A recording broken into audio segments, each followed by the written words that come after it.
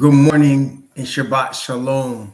Greetings first to the 12 tribes of the bloodline children of Abraham, Isaac, and Jacob, scattered throughout the four corners of the earth, according to the words of the Bible prophecy. Greetings. And to the 144,000 among them, receiving the Father's name in their foreheads in preparation for the last movements of the history of Babylon. Greetings. Also to the Gentiles who have been grafted into the scattered flock through the Hebrew Messiah, the line of the tribe of Judah, who the Bible calls Jesus Christ and who we call YHWH. Greetings. Greetings to the chat, Brother Ruel, Yakoba, Brother Chaplain Lewis, Only One Way, Brother Akawan Banyag, Gary Joseph, Brother Stephen Kelly, Brother Akmar, Brother Mark, Brother Superstar, Yasha Yah. Greetings to all of you. Isha Shama, Sister Wade, greetings to all of you. Shabbat Shalom. We are continuing our study in the book called Deuteronomy. These be the words, otherwise known as Deuteronomy. Adavarim. These be the words. I want to also just comment overall again about this book and about the awakening that's now taking place. The awakening that I keep referencing is the awakening that is outlined in the book of Deuteronomy, as well as other books that talks of the scattering and enslavement of the true Hebrew people, of the Hebrew people of the Bible, the scattering and enslavement of them in Gentile nations, and their awakening while they're in those Gentile nations as to who they are, how they got there and why, and their return to their God, Yahweh, otherwise known as Yah. That's the awakening we're talking about. That's the awakening that this book talks about, that we're constantly referencing with many Bible witnesses to that effect. And so, yes. Oh, Mark, did you, Mark, can you send me your email again? I'm sorry. I did not include you, and I have to apologize. Let me just make sure what I'm saying is true. I don't think I included you, and I apologize for that. I don't think I did. I don't think I included you, brother. Let me just make sure that. I'm looking, Brother Mark. I don't have your email. Could you just send me an email with your email? I know I have it already. I just haven't seen it. And if anybody else, I sent out a Google Meet invite. I sent out a Google Meet invite. And because at first it was a Zoom meeting, but I decided to go with the Google because I know how to share my screen, and I want to share the spreadsheet with everybody in the meeting. So I sent a Google, I resent this morning a Google meeting invite, same time, same email. And so you should have gotten that this morning. You'll see, it'll ask you join by Google meeting, and you just click on it and you'll be able to join the meeting. So that way I can share the spreadsheet and we can discuss the spreadsheet with the cost. But yes, Brother Mark, please send me your email. I'm sorry, I just, of all people, sorry, I forgot to add you on that list. What it is I just created a spreadsheet that had Memorial Day weekend 2023. So anybody that had as a reference in terms of the subject matter, Memorial Day weekend 2023, I would just throw that into the file. And so I just pulled up the file. Now, some of y'all, like the Daniels family, the Mercer family, there's some families that I know are coming, but Castro, I know y'all coming, but y'all didn't send me the email, and it wasn't your fault. It's just that that's how I did it. So this morning I was going through saying, wait, what families have I forgotten? And so here, Brother Mark is telling you right off the bat, thank you, Brother Mark. Yes, I did not send you the invite, and I'm going to send it to you. As soon as you send me that email address, I will get it back to you. So that's what it is. Yes. So if I have missed you, if you did not get an email invite, email me, because it could be I just, like I did with Brother Mark, accidentally overlooked you. Okay. And that's how it is. Sorry about that. Okay. So other than that, yes, thank you, Brother Mark, for the reminder. So yeah, I did. So I did resend everybody the Google Meet invite today. Thanks, Mark. And yeah, and I think Brother David Harriet, I don't think I sent you one either, Brother Harriet. If you're hearing me, please send me your email address. I got his WhatsApp. I got to check with him, but I need to send that as well so that he has it also. But everybody should have it. If you're interested in coming, I should have sent it to you by now. If I haven't, please let me know. So far, what I have listed is about 18 families. I think I have 18 families listed. Just make sure. I have a total of, with Brother Mark now, it makes 19. So I have 18 families listed here. And then with the inclusion of Brother Mark, that'll be 19 families. And so 19 families. And what I'm going to do is I want to go through and if you could all, I'm going to ask you again, sorry to indulge y'all, but email me the number of people coming. If it's just you, if it's you and the spouse, if it's you and the partner, if it's you and kids, email me the number of people coming. So I now that I have the spreadsheet together, I can put on there the number of people that we can expect.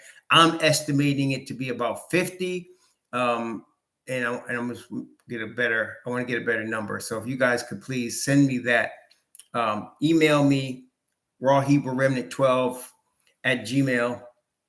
And then and tell me how many people are coming with you. Probably did it already, so don't get mad at me because you might have told me already, and I know that. But your boy is older and he gets busy, so just send me the number so I know, so I can put that number on my spreadsheet and I can have a total. Yeah, and then of course a lot of you brothers, some of you are local to Orlando, like me, so you may or may not want a room. I don't know. So you guys let me know that too. So we'll go that. All right. Praise the Most High. All right.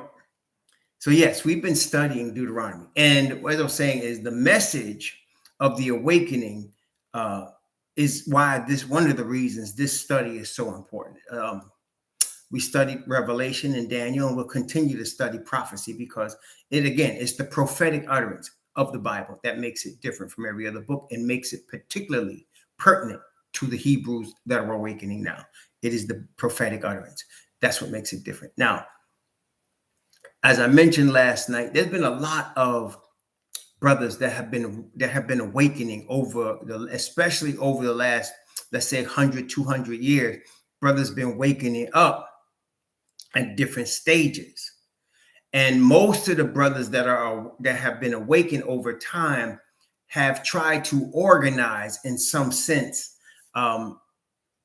oppressed people, particularly Hebrews, and make a movement that they hoped would change the oppression that the Hebrews prophetically suffered. Now, we know that would be futile in the Bible prophetic sense because it said we were going to suffer. It said we were going to be the tail and not the head. It said we were going to be in prison and in chains. It said all of those things. So it wasn't, no organization was going to be able to stop that. So and those listening to me that may have those type of impressions that you might want to organize into a political party or organize into some group that creates businesses or whatever you want to do, understand this. This is a movement of spirit. Okay? It's a movement of spirit. And for those of us reading the book, is a movement of the Heavenly Father's spirit of righteousness.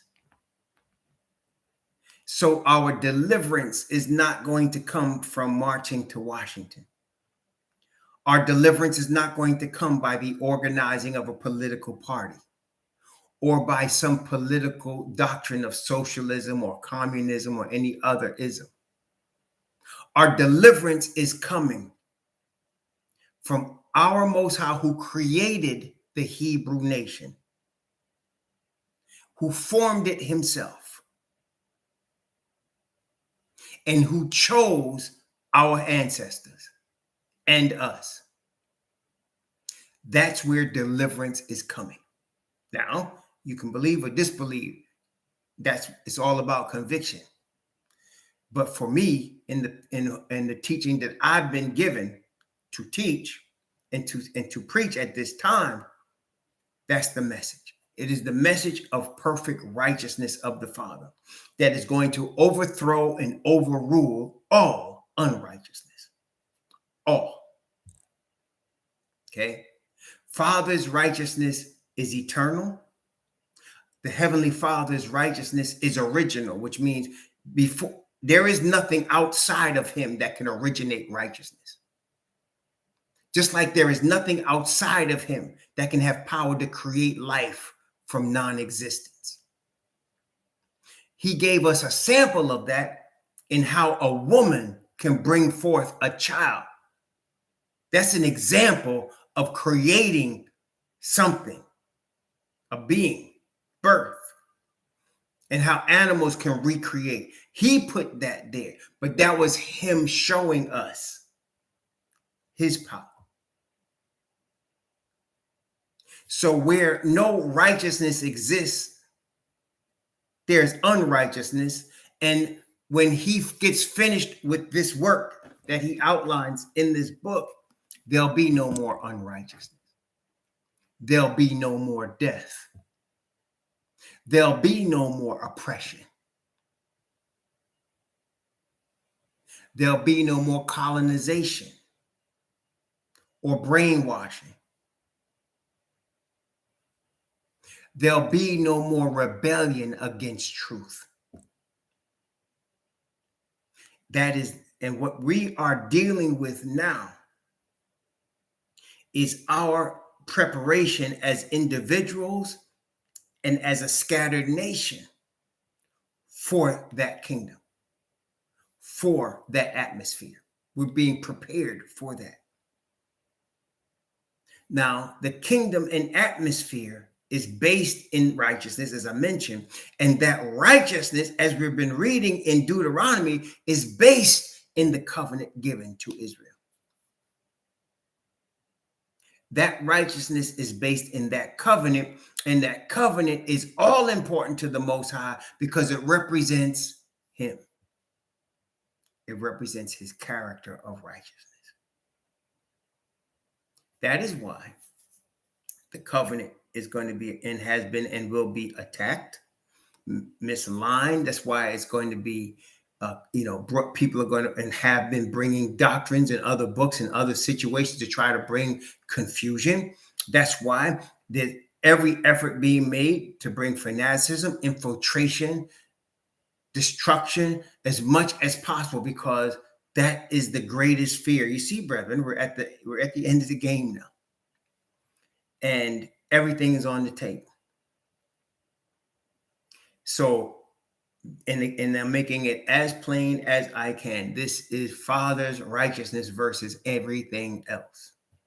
Father's righteousness as illustrated in the sending of his son, Messiah. Father's righteousness as illustrated in the choosing and creation of Israel. Father's righteousness as illustrated in his word, period.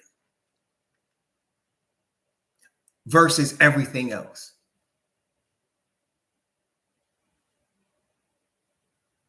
Okay. Part of the awakening is the calling forth of the scattered children of Abraham, Isaac, and Jacob by bloodline. And why? Because Father said so. Period.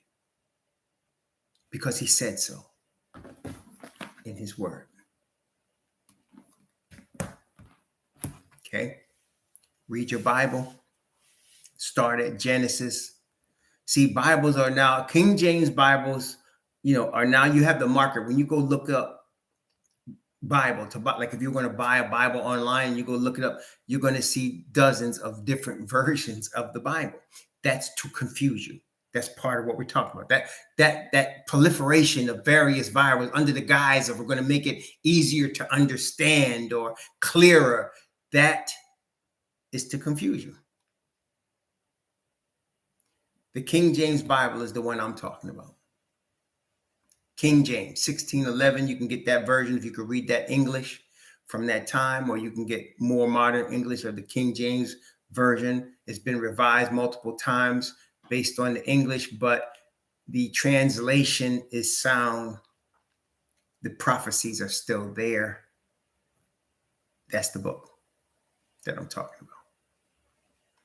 And I've had multiple people ask me, well, why you choose the King James? And I have reasons. I have mentioned that I chose the King James. First of all, was the first one I was introduced to from my grandmother, and my great aunt in Jamaica was the first one I was introduced to. But then later on, when I began to think for myself and I started doing some research on it, I began to lean toward it for other reasons. First, the Catholic Church, when it created Christianity, after Constantine decided to become a Christian, the modern Christianity that we have is created by the Catholic Church. And the offshoots of the Catholic Church, which are the Protestant movement, the so-called Reform movement, they had the Greek manuscripts and the Hebrew manuscripts, and they had translated the Bible into Latin. And only Catholic priests and scholars of languages with given a license were even allowed to read that. Now, at the same time that this was the case, you had and still have tribes in Africa that never lost the ancient traditions. They were our fathers scattered. They took the scrolls with them, and they had the original manuscript. They had Hebrew. They had the original Hebrew. They didn't have Greek necessarily, but they had Hebrew. And they had the Old Testament. They had prophets. And they still do, especially the Torah. Now, as some Catholic priests were reading the original manuscripts of Greek and Hebrew, they began to come to certain conclusions, one which that the Catholic Church was not teaching according to those manuscripts. It was teaching according to pagan traditions. So some priests was undertaking to translate it as it read. And so there was a fight within the Catholic Church about the translating of the scriptures into languages other than Latin. Latin was the language of ancient Rome, and Catholic Church was based in Rome. And it wanted to keep control like that. But there were others, people like Martin Luther, people that were first in Germany that wanted to translate it into German. And there were people that tried, John Knox, Huss. There were others that tried to translate it best they could into the German language. Then there was Martin Luther. Problem, there was a priest with Martin Luther in Wittenberg, Germany. And this priest was more skilled in Hebrew and Greek than Martin Luther. And he had the original manuscripts himself, and he translated it. And Martin Luther didn't like it because it talked about obedience to the law. And this priest said, this is what it's telling us to do. And Martin Luther said, that's not Christian. See? And so he didn't like that. Then there came several English priests that wanted to do it and translate it. But by now it was definitely stated plainly from Rome, it's against the law. You cannot translate this Bible other than Latin. Unless we give you license, you can't do it. So there were several English scholars, priests that wanted to translate it into English. Finally, there arose William Tyndale, who was a young and extremely gifted, known throughout the then known European world as the greatest linguist in the world. Can speak at least 7 languages with equal from English to German to Hebrew, Greek. He was an expert. That's a linguist. A linguist is one that specializes in languages, and he was an expert linguist. And so he wanted to translate the Bible into English. And of course, the church said no. So what he did is he left England and he came to Germany, And he was translating first the New Testament. Remember, they were Christians, so they were focused on the New Testament. So he sent the New Testament in English, and he was mailing it secretly, smuggling it into England from Germany. And nobody knew what was going on except the people in the underground that were receiving this translation, and it was blessing the people. Then it became known because people's lives were changing. And they were fine. Then the Catholic Church put a manhunt out for William Tyndale. Meantime, he started translating the Old Testament. He wanted to do the whole Bible, and he started translating the Old Testament. And he did most of the Old Testament. And then they caught him. They caught him. They strangled him. First they tortured him, put him in a dungeon, tortured him, strangled him, and burned him at the stake. But his Bible was mostly done. It was 80% done. But it was considered the best work of translation in the world, the Tyndale Bible. He had friends that finished what he had started, that worked with him. Miles Coverdale and others, they worked with him. And that's one of the reasons I lean to the King James, is it's the only Bible that's used today where the man that translated it was martyred. That means something to me. That means this Bible was translated in somebody's blood. No other Bible can say that. Nobody else that translated the Bible that's in wide circulation today was martyred for it. Tyndale was. Then, years after he was martyred, in 1610, 1611, the King of England decided, you know what, let's officially finish this translation. And so that's why the King James is called the King James, because the name of the king was King James, that said, okay, I want to finish this translation officially. And then King James assigned people from the Church of England. So they took Tyndale's Bible, that was 80% done, and they finished it with the other 20%. And then because this Church of England was still, influenced by the Catholic Church, they added Apocrypha to it. Tyndale didn't have no Apocrypha in his original work. There was no Apocrypha in the Tyndale Bible. Okay. And so they added Apocrypha to it, which are Vatican type writings added to the King James. Now, when this was completed, it was spread like wildfire throughout the whole then European world. Now everybody was openly reading this English version.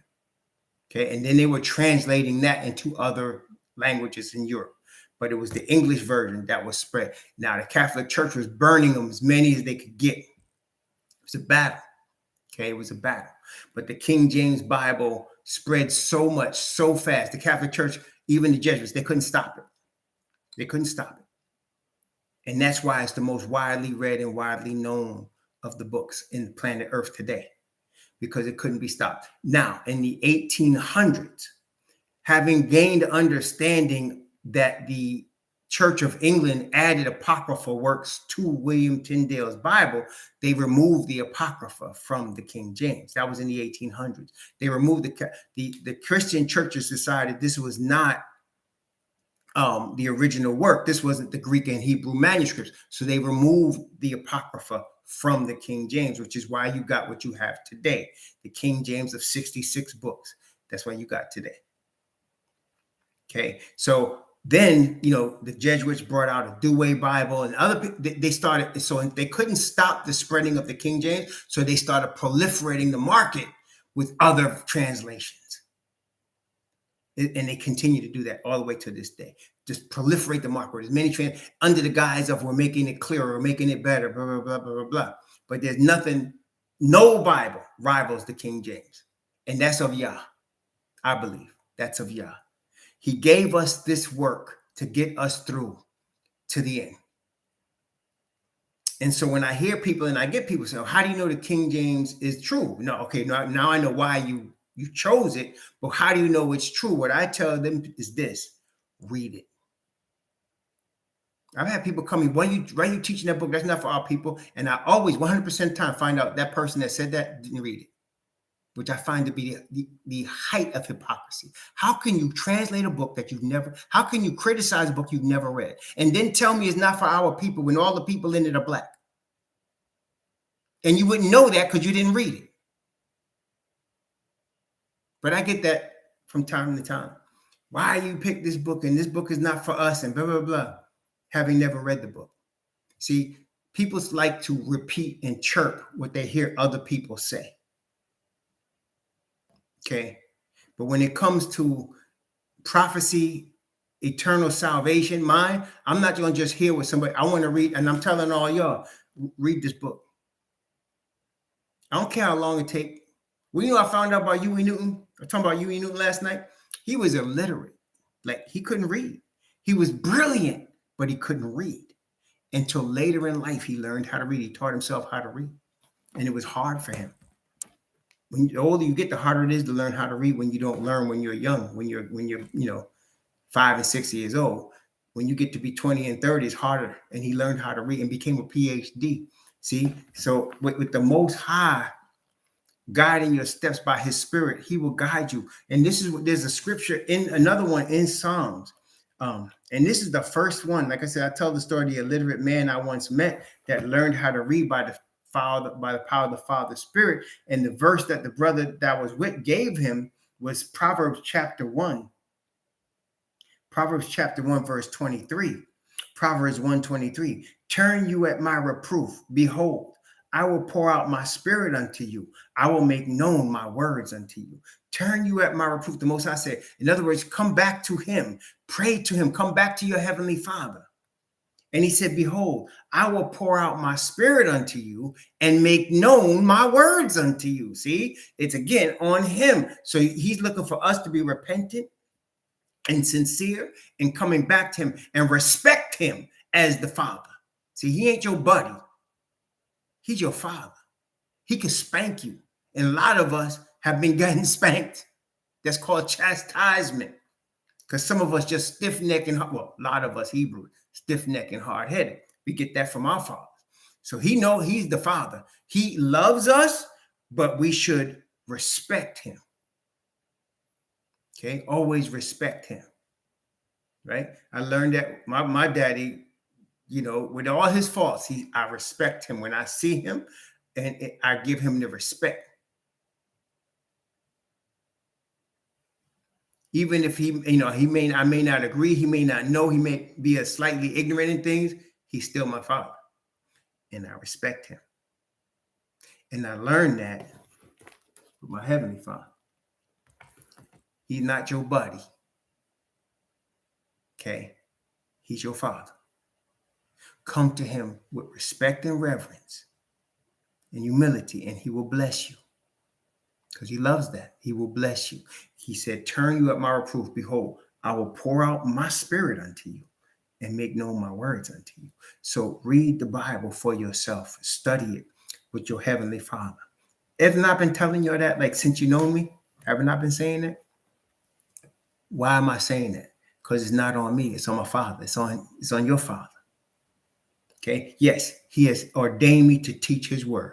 And anyone that can hear the teaching coming through my mouth, no, it's ordained of the Most High. I don't have to even, I don't prove to nobody.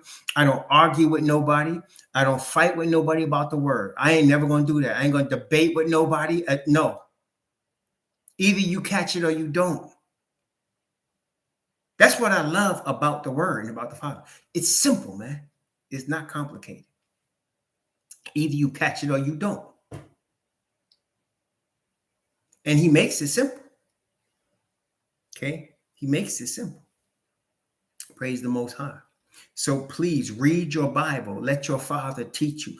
There are brothers here, I'm telling you, that are going to be brought forth to teach his word to people that you ain't never met yet. You brothers, you're going to know. You're going to know people that you never met before. Like I know people I never met before. And he's going to have taught you. There's things in the word that affect me, that I teach, that there's other things that's going to affect you. And you're going to be led to teach the brothers. We're in that time. The awakening is here. Okay? The awakening is here. Okay? This is full effect. See, under Malcolm X, under Huey Newton, under Eldridge Cleaver, under Fred Hampton, under Martin Luther King, under Elijah Muhammad, under Marcus Garvey, it was partial. Under Nat Turner, under John Brown, okay, under Medgar Evers, it was partial. In other words, they were awakening, but it wasn't the full effect yet because they didn't quite understand the power of the spirit of this word. They were fighting against white Jesus and Christianity, and then running to Islam, and some of them were getting disillusioned with Islam when things came out about Elijah Muhammad, the Nation of Islam, that people were getting disillusioned. Then they were going to Sunni Islam, and it was just confusion because that's the partial awakening. Now that we know who we are, it's in full effect. We are the original tribes of Israel, scattered throughout the earth, according to the Bible. We are the bloodline of Abraham, Isaac, and Jacob. And more importantly, we are the bloodline of Messiah. He is literally our cousin. Literally. Okay? And so we are awakening to this truth.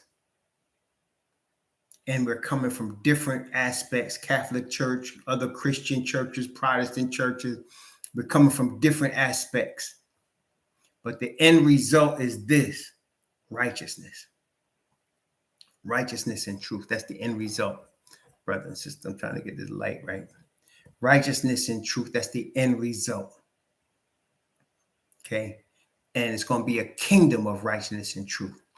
No, we are not, and this is the thing. Now, you've seen in history, you don't have to even be a big history buff to know this.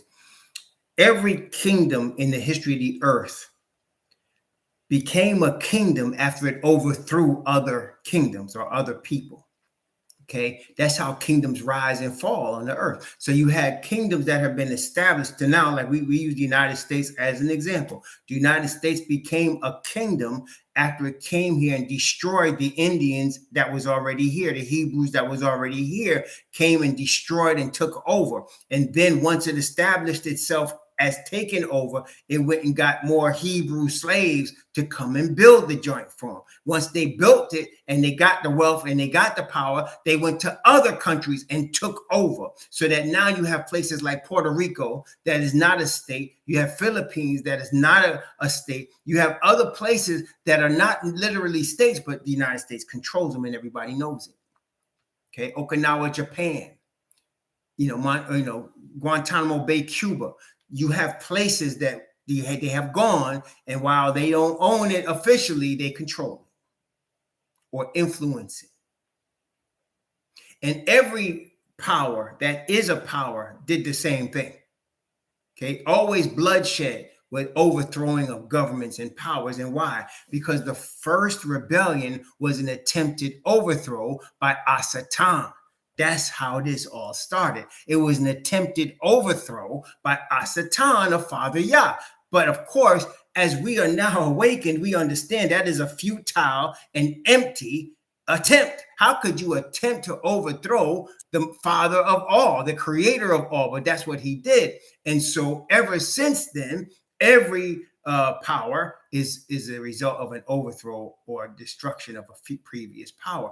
And that's why Messiah, when he said, upon this rock, I'm going to build my church. And many people focus on Peter and the rock being Peter or whatever, or the rock being Messiah, which it really is. But his church is not a Christian organization. His church is a translator for his assembly, his nation, his congregation. And he said this that many people ignore. He said, the gates of hell shall not prevail against it. What does that mean? You see, brethren, when attacking a city from ancient times, cities were fortified with gates and high walls. That's how they were protecting themselves. They would have ancient cities, would have high walls and gates, very thick iron gates with guards, because that was how they protected themselves and so forth, and then kept power. And so when he says the gates of hell will not prevent it, What he's saying is he is going to overthrow Satan's kingdom, and Satan's gates and high walls will not stop him. He's going to destroy it. That's why he calls Babylon a city. You ever see that? That's what gets people confused. Say, well, isn't it one city? No, it's representation. When he calls it a city, it's a city with walls and gates that's going to be taken over and destroyed. Yes, and in some European places, they use the moats and they put alligators and stuff in the moats to protect. It was, you see, so the gates of hell will not prevail against it, meaning Messiah is declared. My church, my organization, my nation, led by the Messiah, is going to destroy, come through the gates and overthrow the kingdom and destroy its government and establish a new government, the kingdom of Messiah. And that is why the disciples asked him in Acts. They said, "Will thou at this time restore the kingdom to Israel?" Remember that in Acts chapter 1? They asked him that right before he was translated himself. They asked him in Acts chapter 1 in verse 6. He said, "When they therefore were come together, they asked of him, saying, Master, wilt thou at this time restore again the kingdom to Israel?" That's an important question. That's an important question. They're asking Messiah. So now they're recognizing him as Messiah. And they're saying, we know you're the captain of Yahweh's host. We know you're the leader of the armies of heaven. So when are you going to restore the kingdom of Israel? In other words, you're going to overthrow this Roman government, this system, and overthrow and take over? And he said to them, he didn't say no. What did he say? It is not for you, that is you 12 that are here, or you 11 that are here with 120. It's not for you to know the times and the seasons, which the Father has put in his own power, but you shall receive power. And he went back to the point of them receiving the power of the Father's Spirit in the early reign. But he said, it's not for you to know. You know why, brethren? It's for you and I to know. It's for us now to know. Okay? The times and the seasons. And it's going to be, will thou again restore the kingdom of Israel? Yes, he is. And it's time. Okay? It's time. All right? Praise the Most High. The whole system is about to be overthrown, and we are just being prepared to live in the new system. That's what this is about. Our characters, the spirit of righteousness given from the Father, his word is all to prepare us for the new kingdom. Just as we talked about, and as we're going to continue to study in the book of Deuteronomy, how Deuteronomy is Moses telling them about their preparation to enter the kingdom. Okay, that's what he's doing. All of us are being prepared for a kingdom of righteousness, a kingdom of justice, a kingdom of no oppression, a kingdom of no more death, no more disease. All of us are being prepared for that. And we're being prepared by the study of the word of the Father, Yah, trusting his word and receiving his spirit. That's what I'm saying. This is unlike anything else. We're not marching in Harlem like Marcus Garvey with swords. We're not doing that. We're not marching on Washington to get our check, like Martin Luther King said. We're not organizing the people of different races and colors for a new political organization as the Black Panthers did. We're not doing that. We're seeking the word of the Father and remembering who we are. That's more powerful than any of that, brother. Knowing who you are, where you come from, and the power available to you is more dangerous than anything anybody else has ever done. Okay, more dangerous than any of that to the powers that be now. That's why it's going to look weird. I don't have any guns. I don't. I've been tempted to buy them. I have my son.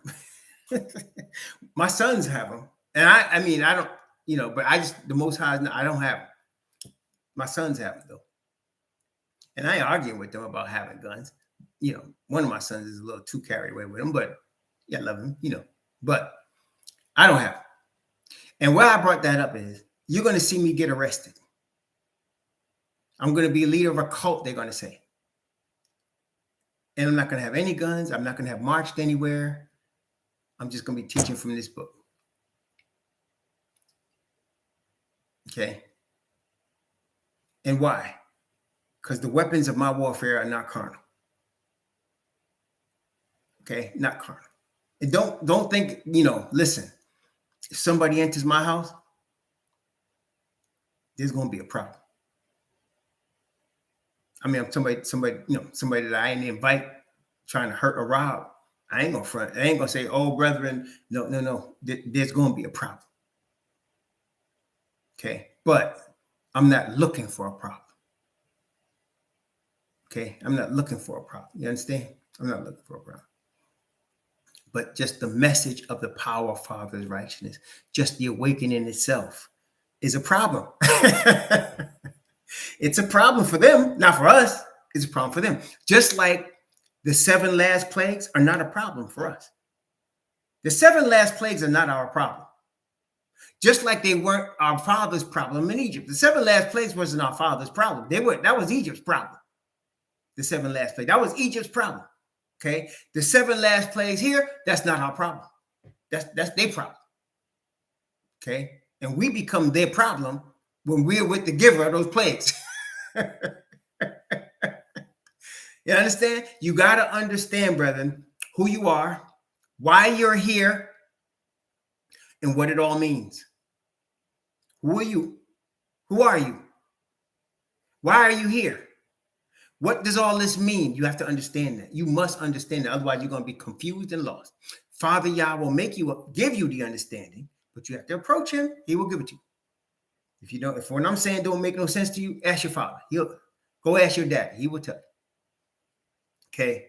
But you must understand these things. Otherwise, you go crazy in this world because there's all kinds of things going on, man, in this planet. But the word of truth from the Father, understanding who you are, why you're here, how you got here, what the situation is in regards to the true Hebrew people. When you understand these things, you become grounded enough that nothing on this earth moves you because you understand why it's happening and what's going on. You understand the spiritual battle behind everything that's happening. Okay, and that's what we're in, a spiritual war. Okay, that's what we're in. And it's going to remain until Asatan is placed in the pit. It's going to remain. Okay. All right. Deuteronomy chapter 7. Deuteronomy chapter 7 is very powerful. I'm going to be saying that a lot because all these chapters, man, dead. Deuteronomy chapter 7. Okay. We're going to talk a little bit about mixed marriages. What we term today mixed marriages versus what the Bible talks about in terms of mixed marriages. Okay. Let's look at that. And it's very similar to today, but people can't put their quite finger on it, again, for the same reasons I mentioned. They don't know who they are or why it is or what it is. You could just feel something wrong, right? Let's talk about it. Let's read it. Deuteronomy chapter 7. I'm going to read from verse 1 down to verse 4. Deuteronomy chapter 7 from 1 to 4. Deuteronomy 7, 1 to 4. When Yahweh thy Most High shall bring thee into the land whither thou goest to possess it, and hath cast out many nations before thee, the Hittites, the Girgashites, and the Amorites, the Canaanites, and the Perizzites, and the Hivites, and the Jebusites, 7 nations greater and mightier than thou. And when Yahweh thy Most High shall deliver them before thee, thou shalt smite them and utterly destroy them. Thou shalt make no covenant with them, nor show mercy unto them, neither shalt thou make marriages with them. Thy daughter thou shalt not give unto his son, nor his daughter shalt thou take unto thy son, for they will turn away thy son from following me, that they may serve other gods. So will the anger of Yahweh be kindled against you and destroy thee suddenly. Now, let's start here for a second. Very important that we go through this, especially in the culture and society in which we live today. So let's go through this, brother. First of all, he names the nations that they were going to displace. He said there were 7, and he named them all. And what you will find about those nations, in fact, let's take a look in Genesis, back to the place where they show the nations, how we all began here. Genesis chapter 10. What you will find, and let's take a look at this, Genesis chapter 10, I'm going to begin at verse, I'm going to begin at verse 6. And let's read that. And then I'm going to skip down so we can get to this point here. So first we start at verse 6 of Genesis 10. And the sons of Ham, Cush and Mizraim and Put and Canaan, or Canaan. So here you have 1, 2, 3, 4 sons of Ham. These are Ham's children, okay? Now you skip down, and each of these children had children, right? Now let's begin at verse, let's see. I'm going to start at verse 13 with Mizraim, okay? So Cush begot, so Ham had 4 children. Cush was his firstborn. Mizraim was his secondborn, okay? So you had Cush begot Mizraim, and now verse 13. And Mizraim begot Ludim and Amanim and Lahabim, and I'm saying this bad, but Naphtuim and Pathrusim and Kasluim, out of whom came Philistine. So you see the Philistines came from Mizraim.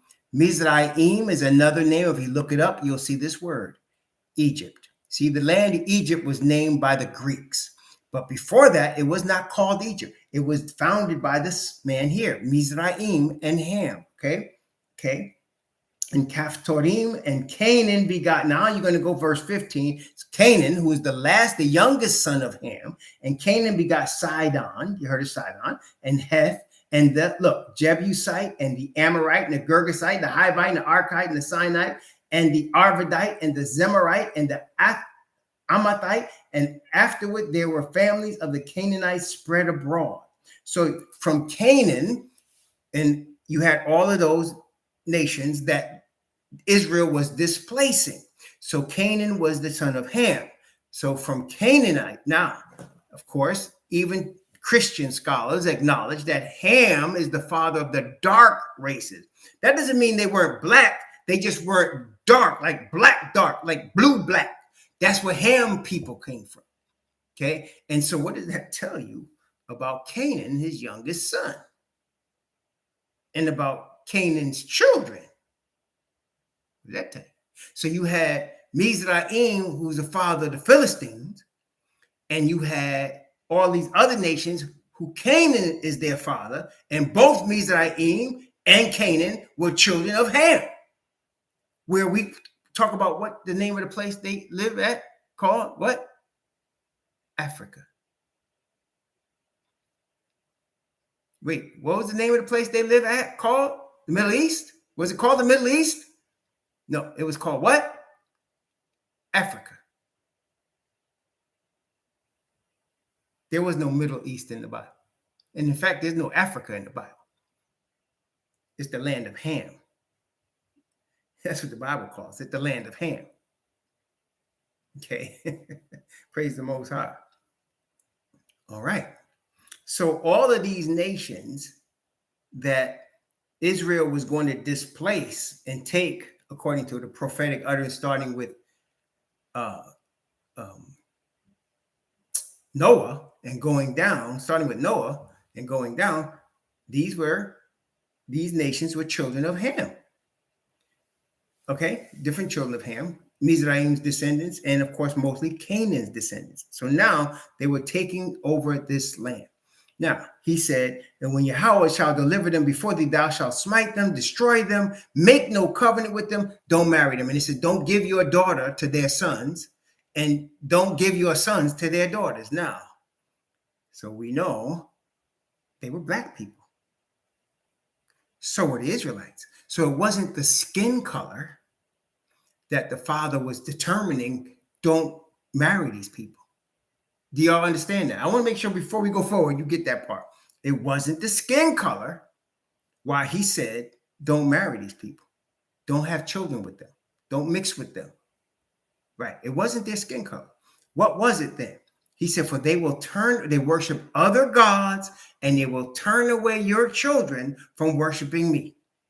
See, Father Yah, what we know about him from the covenant, he's a jealous God. He's very jealous. He's a jealous father.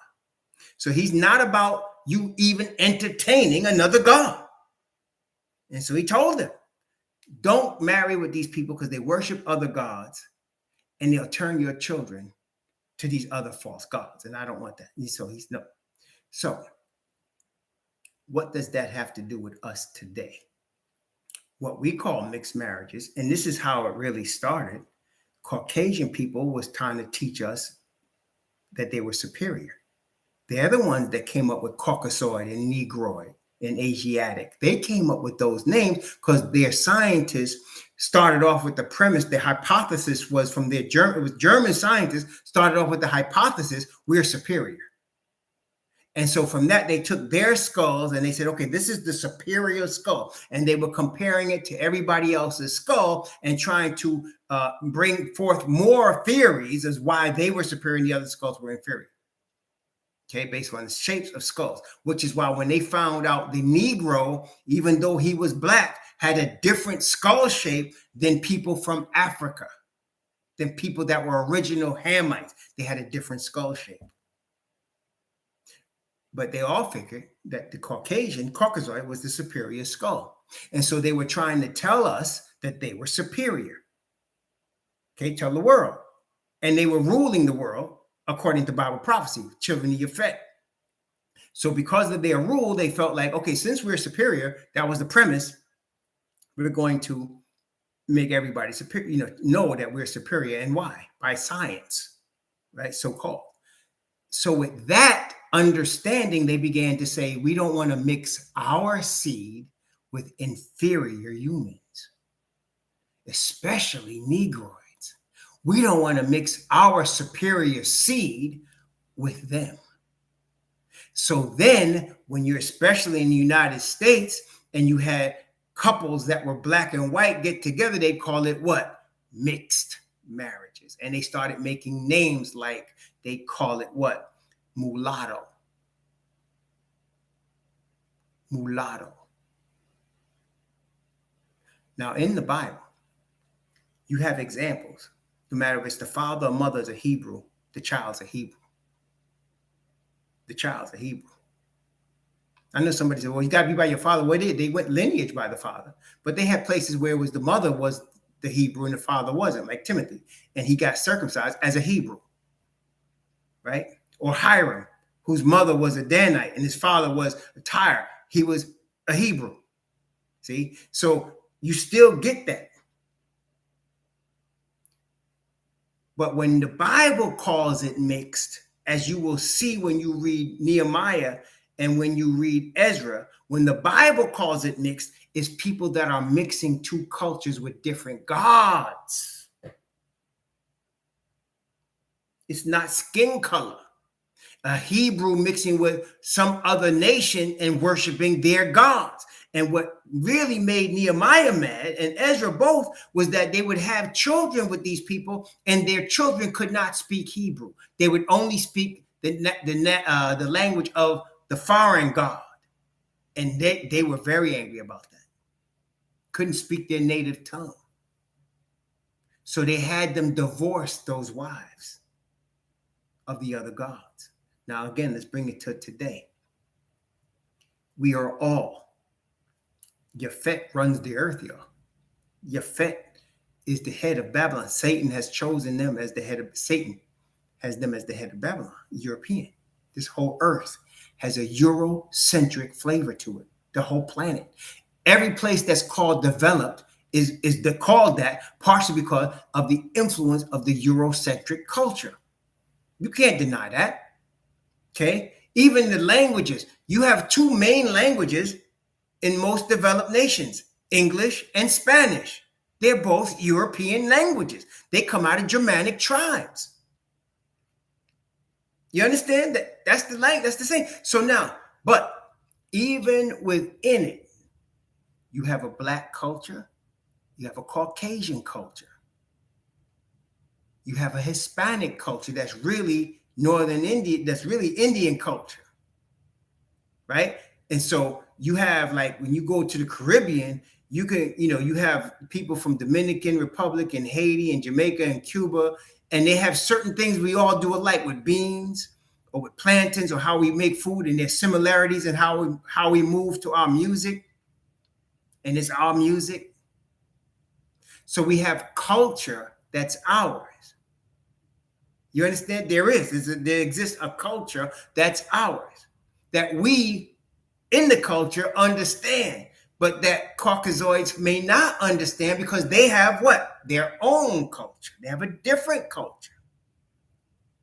So the mixed marriage today, you have a person of, say, a black culture marrying a person of a white culture, and the cultures don't mix. Somebody is going to give into somebody else's culture. That's what happens, right? So what happens? Either they forget both their cultures and they become the Eurocentric culture because that's the default, or they go black culture, right? And it makes it harder if it's a Caucasian woman with a black man and she goes to the black culture. Y'all know it's gonna be hard. That's gonna be difficult. Period. End of story. It's just the way the situation is. Same as the opposite. You got a Caucasian man that marries a black woman and he takes on the black culture. He's gonna have a hard time. Period. The children are gonna have a hard time. Y'all know. Not from the black people, from the Caucasian people, mostly. Though you get it from the black people too. My father, my grandfather is a German man, a rapist. Okay. And my father looks white. So he grew up in a black neighborhood in the poorest section of Hempstead, Long Island. Okay. Projects, before there was projects. Born in the basement of a house. His mother was dark. And his siblings range from light to dark black, all his brothers and sisters. And he would get fights with black people because he was light, and he would get fights with white people because he looked white, but he was black. That's what happens. That's mix in this culture. Okay? But let's take it to now. What does it mean when you are in the truth? What does that mean when you're in the truth? Well, brethren, you have Hebrews by blood, which my father, even though his father was the German rapist, his mother came out the fields of Florida, citrus growing sharecroppers. And it was a man who lived in his parents' house where she was cleaning how she caught my father. And that was not uncommon. He is a Hebrew. And he was raised like one. Okay? And he lets you know that he's black. Okay? He never tried to pass, though he could have. So, with that in mind, what does it mean today? Well, it's very similar. So, when you're in the Eurocentric culture, generally speaking, you're in denial.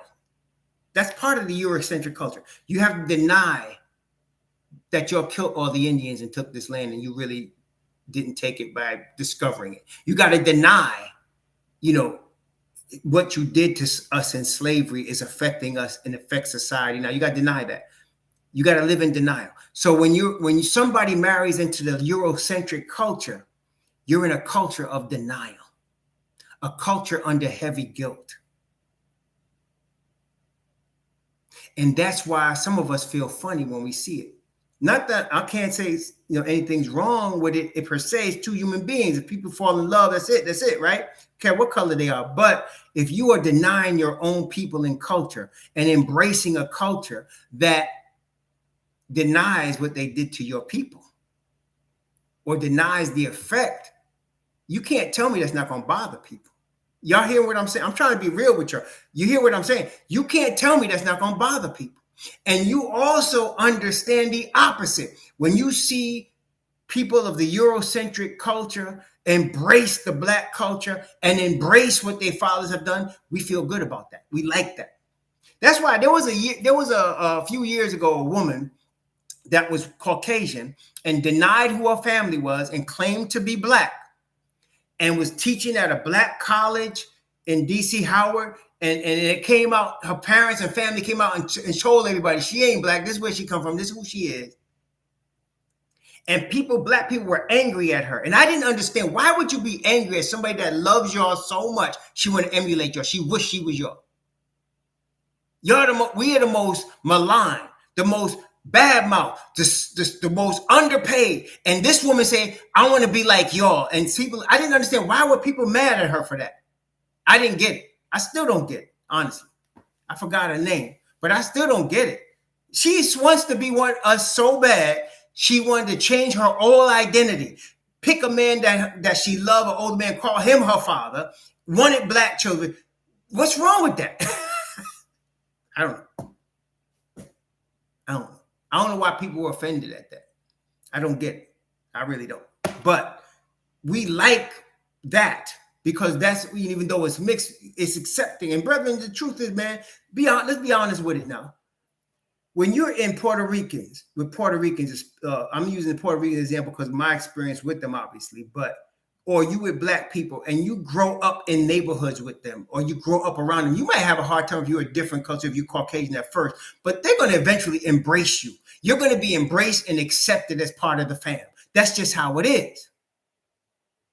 Okay, it's how it is. But if the opposite happens, you might be embraced by your immediate family and maybe the friends on your block. But if you black and you in Caucasian neighborhoods with Caucasian people and they don't know who you are, you're going to have it hard. You still going to have it hard. And if you embrace that culture, you're going to turn off your own people. They're going to say, no. That's the equivalent of what we're seeing in the Bible.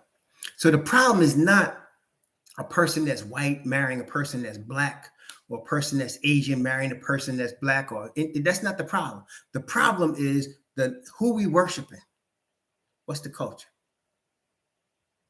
What culture are you going to? What's your worship? See? That's what it is. And you see, brethren, we've seen it all. We've seen it all. Yeah, that's her name. That's her name. That's right. Thank you, Sister Daniels. That's her name.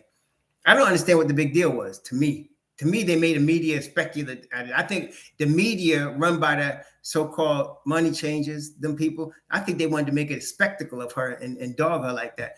But, and then she started tripping out. But I thought they should have left her alone. So what? Okay. So she's teaching at Howard, calling herself black, naming a man that's black as her father. So what?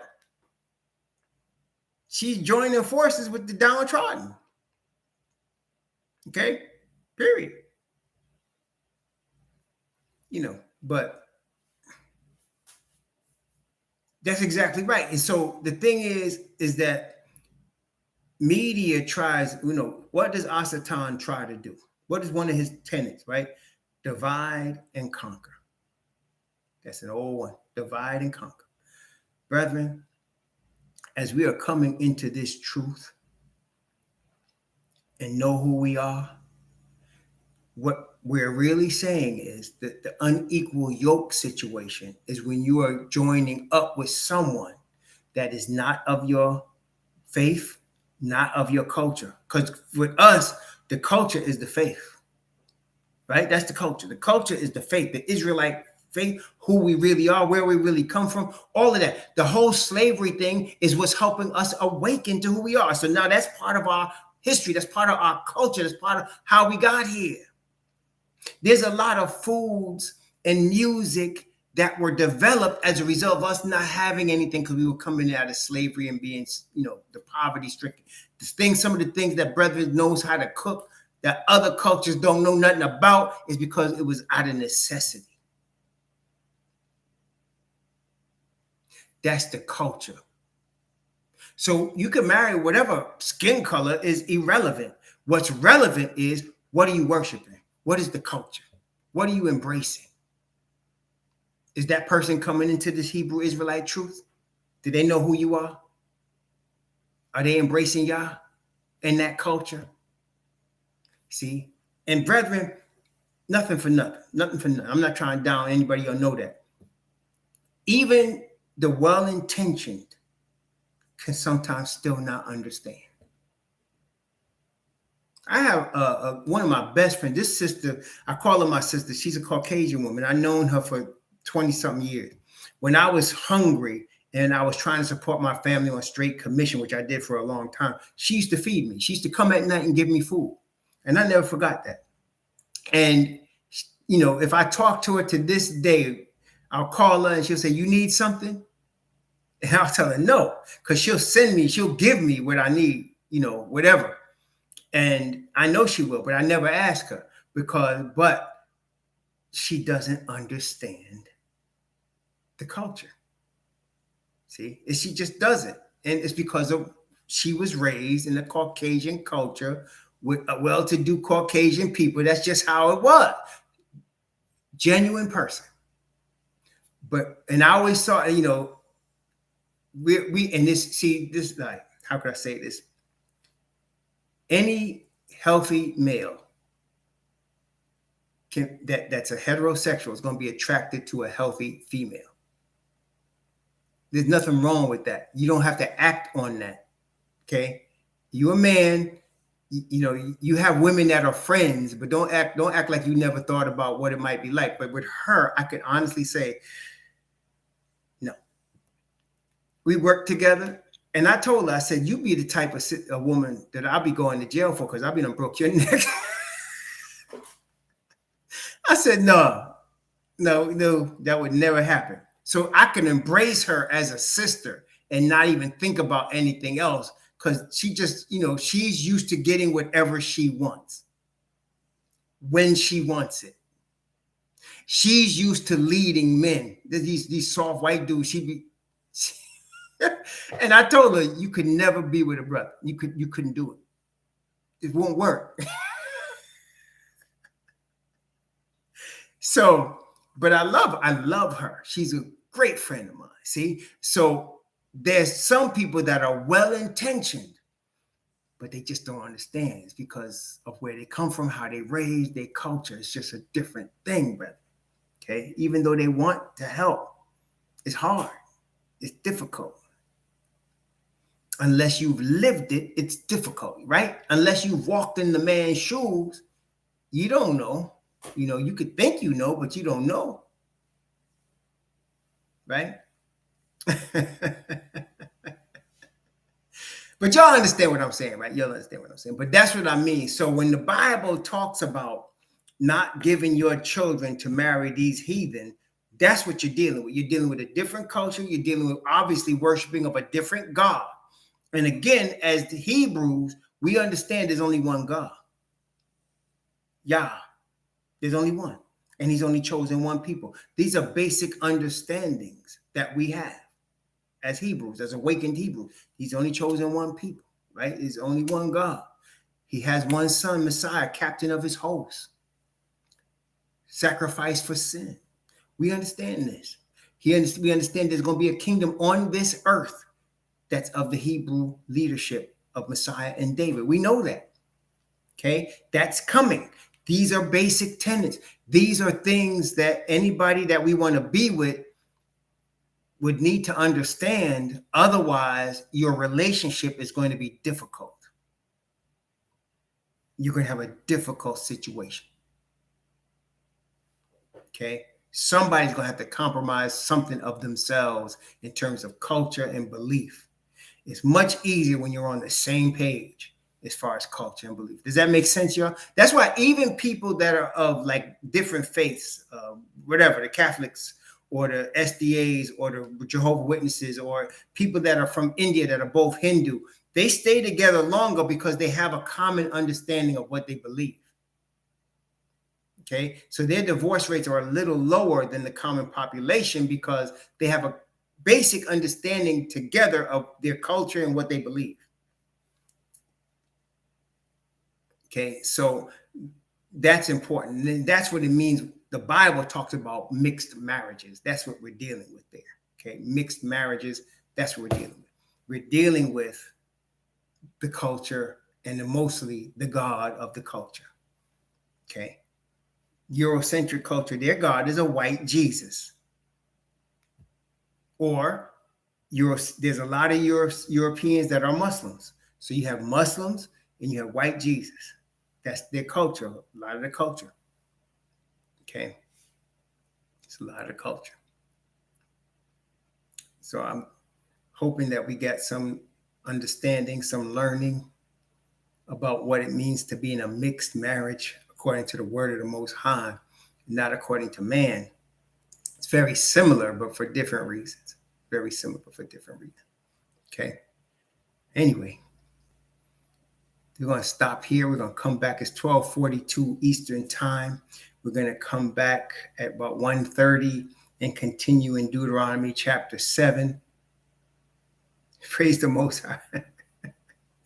Praise the Most High, yeah. And like I said, there are people, that marry, black men that marry Caucasian women, but she's embracing the culture. Makes it a lot easier. Then you don't have really a big problem in that regard, right? Then you got black men marrying Caucasian women and they're embracing the Eurocentric culture, or they don't even know themselves who they are. That's a problem. And then vice versa, same thing, right? That's a problem. See, so anyway, I pray the Most High bless you and keep you, that he cause his face to shine upon you and be gracious unto you, and that he lift up his countenance upon you and give you peace. We'll be back at 1:30. Shalom.